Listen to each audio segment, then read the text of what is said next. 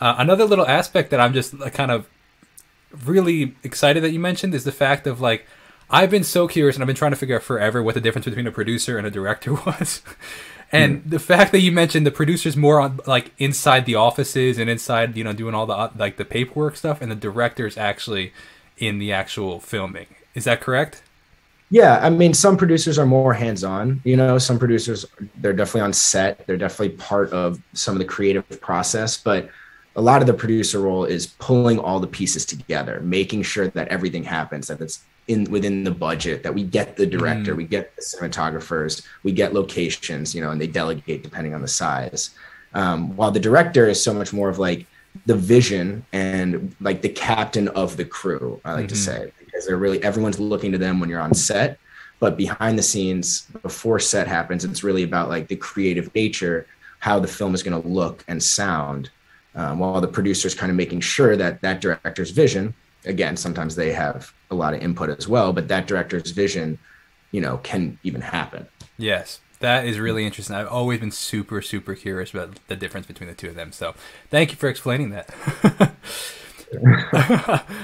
Really also a key point that I think some people could really benefit from is the fact of, you said you learned what you didn't want to do, but the only way that you learned what you didn't want to do is by actually doing it. And it's, I think a key in the creative industry is just try things. Try, you know, being so, I would have never, ever thought that YouTube would be my career. I'm a musician, right? I make music, man. I put out 100 songs, right?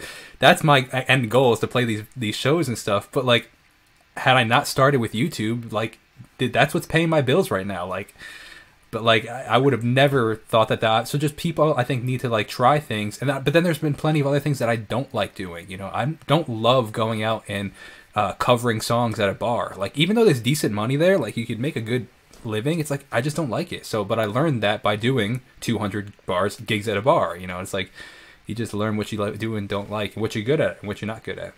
Yeah, definitely. I mean, there's someone actually recently told me that there's three kinds of gigs. There's gigs that you do mainly just for the money, you do for the passion, and you do for the career.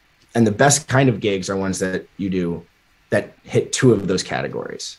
You know, because if you just do it for the money, you're going to be miserable and it might not even do anything for your career. You just do it for the passion, you know, you might not make any money, you might lose money, and, you know, it might not benefit your career. And if you just do it for the career, you know, you might not be making any money. You like, you know what I mean? And so when he said that, it was really interesting, because when you're starting out, you kind of have to just do things for money, or you kind of just have to do things for your career.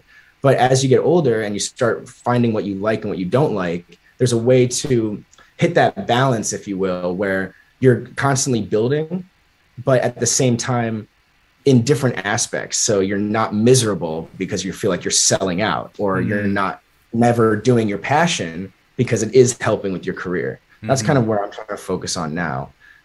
But let me tell you, at the beginning, it was a lot of just about money, especially living out in LA. You know? Dude, I took some of the weirdest jobs too, man. And that's partly how I started with YouTube, is I, as a musician, needed to film music videos, but I couldn't afford to film music videos. So I filmed them myself, and people were like, hey, you're actually pretty good at videography. So I also filmed the wedding. Well, I mean, I filmed wedding, yes, but I also filmed the funeral as well. Yeah. That's a very interesting dynamic. It's weird, man. It was my only funeral. Yes, mine too. Very odd dynamic. Don't put me on any more of these. Oh man, that's so funny.